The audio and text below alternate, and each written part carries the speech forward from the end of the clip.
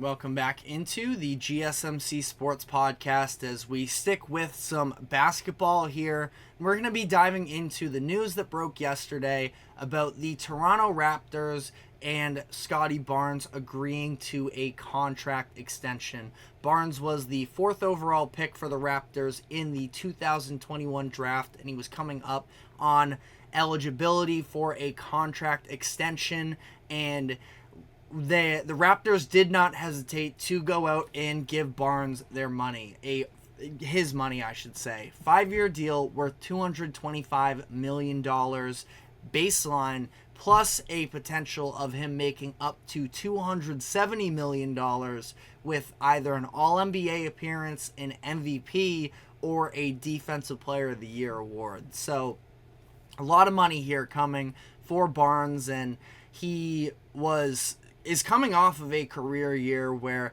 in 2023-24 he averaged a career high 19.9 points per game and had career highs in points, assists, rebounds, blocks, steals, and three-point percentages. So he was able to continue building on, his career up to this point, won the Rookie of the Year award in the 2021-22 season.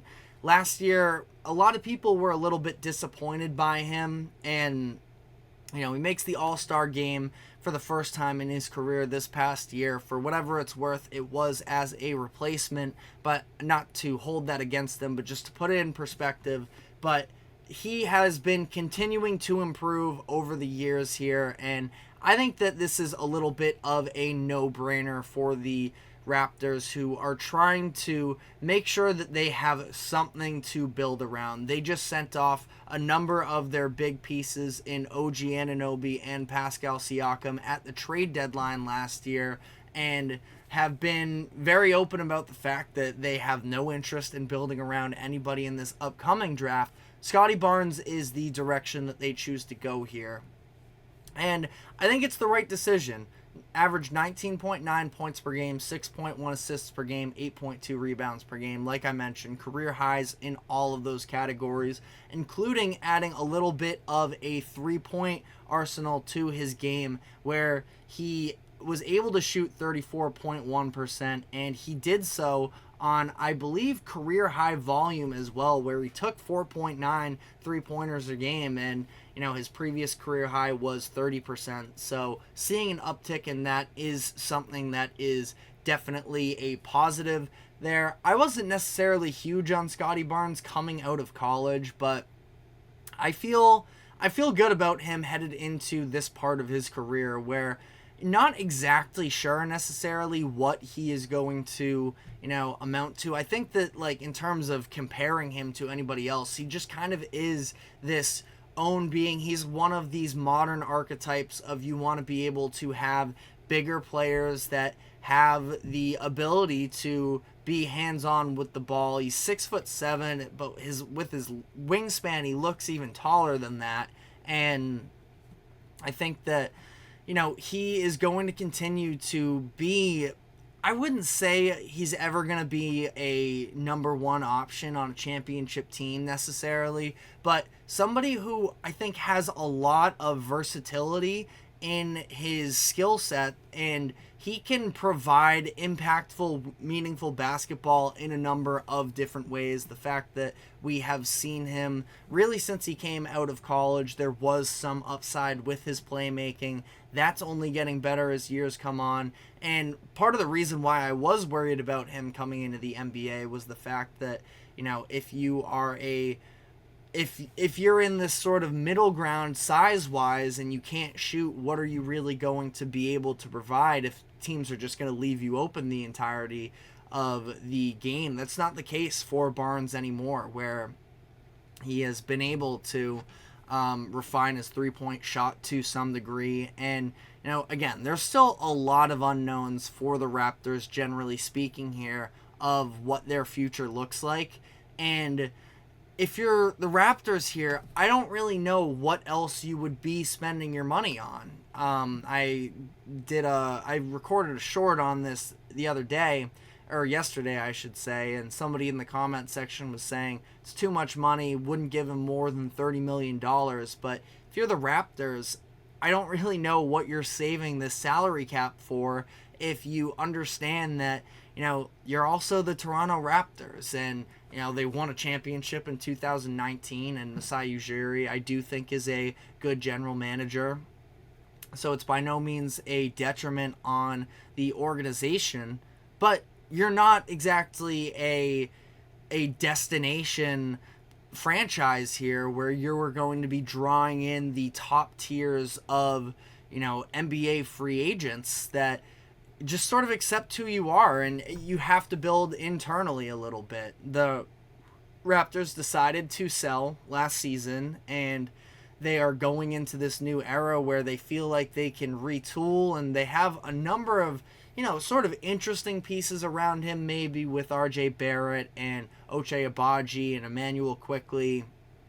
The entirety of that group there taking Grady Dick in the lottery last year. But Barnes is probably the player you feel best about as having your centerpiece. And I see no reason why the Raptors would have or should have hesitated on giving him this type of money. The fact that they also got, when you talk about these types of contract negotiations between players coming off of rookie deals and organizations, they were able to keep it from a player option in the final season of Barnes's career, so they're going to have control of him for a number of years now. And again, I think it's just something to be excited about. Scottie Barnes, this was very easily his best year of his career, and still just after his third season too. I see no reason why the improvement can't continue to come for somebody who is just 22 years old, turning 23 next season. But it does make you think a little bit in terms of that 2021 draft and who else could be due for these rookie extensions soon enough. Cade Cunningham, Jalen Green, Evan Mobley, the three players that were selected before him in that draft. I would expect at least Cunningham to get the max contract. If you're the Pistons, what else do you have going for you? Again, for some of these teams, you just have to take into consideration what your current circumstances are, and if you have to overpay a little bit for a homegrown piece to continue to build around, I wouldn't hesitate to do so. Now, Jalen Green is a more interesting conversation in terms if you want to give him everything, because there's a debate as to whether or not he is the best player on his team. You could maybe make the argument for a couple different players that could be better than him. Not saying definitively here, but a pretty overall talented Rockets team, I would say, where you have Fred VanVleet, Alperen Şengün, Jabari Smith Jr. These are all guys that you could make an argument for taking over Jalen Green. And Green went on that stretch after Şengün went down with an injury at the end of the season where Jalen Green was taking over. And who knows, maybe that will be enough to guarantee him this max contract. But I would have hesitations. I'm sure the Rockets are probably going to poke their heads into different trade conversations. We already heard before about the idea of them moving him for Mikal Bridges. That took place during the regular season. The Nets said no to that. But who knows with the Nets, what they're thinking behind closed doors. But Jalen Green is super interesting. Evan Mobley, I would say, is probably worthy of that max contract. Now, you're talking about an organization and a team that already has these four players. We've gone over it a number of times on the show, so I don't want to hammer it too hard right now. But you know that this roster probably isn't, fully complete the way that it's currently constructed, and giving out another massive contract could definitely handicap them. So interesting to see there. The other two names really out of this class would be Franz Wagner and Alperen Şengün. Wagner of the Magic, I'm not quite as high on him as a lot of experts are. In terms of the fact that his three-point shot has seemed to just go invisible, and I don't know if he necessarily is going to be a perfect fit next to Paolo. Now, Franz, I would still give him the max deal, at least just to have as an asset moving forward here. I'm not as high on Franz necessarily, but I don't think he's ever going to be a negative asset. So if you go out and get him now, you could maybe move him down the stretch of years here if him and Paolo don't necessarily work as a duo. And then Şengün, like I just talked about with the Rockets, really interesting to see what they are going to do there. I would probably pay Şengün before I would pay Jalen Green, but I do also have a little bit of doubts with Şengün in terms of his play style seems to be he has to be a little bit of, I wouldn't say the primary ball handler because he is a big man, but the ball kind of needs to be in his hands for him to properly have an impact because he's such a good passer and that he does provide a little bit of a post-scoring threat, at least to some degree. And I don't know if he's good enough to be your best player either, though. So I think it's going to be, again, really interesting to see how they play this out. Would not be surprised if the Rockets choose to move on from either one of them. But let me know what your thoughts are in the comment section. And let me know whether you agree with me that this was a little bit of a no-brainer for the Raptors to go out and pay Scottie Barnes this type of money. But we are going to be taking our final break here. And when we come back on the other side, we're going to be finishing off the show by talking about the Los Angeles Lakers and the latest updates surrounding them. They just introduced JJ Redick as their head coach, and there are some reports that have come out about their offseason approach. So we're going to be diving into that. Stick with us. We will be right back.